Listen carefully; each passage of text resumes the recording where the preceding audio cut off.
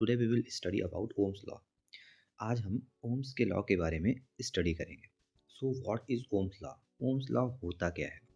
So in Ohm's law it is said that Ohm's law में ये कहा गया है कि voltage is directly proportional to current. Voltage जो होता है वो डायरेक्टली डिपेंड करता है करंट के ऊपर। किसके ऊपर डिपेंड करता है स्टूडेंट? करंट के ऊपर। तो ओम्स लॉ में ये बताया गया है voltage is directly proportional to the current. मतलब वोल्टेज जो होता है वो करंट के डायरेक्टली प्रोपोर्शनल होता है। अगर सिंपल फॉर्म में आप लिखें तो आप लिख सकते हैं V proportional to I.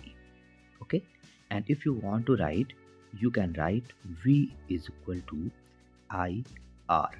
V is equal to I R. आप V proportional to I भी लिख सकते हैं और V is equal to I R भी लिख सकते हैं। तो अब हम जान लेते हैं कि I क्या है, V क्या है, R क्या है। What is I, R and V? Okay, so V is voltage here. V is voltage. V is voltage here. Okay, I is current. I is current. I is current. And R is resistance here. R is resistance. R is resistance. Okay, so let's revise it. What is Ohm's law?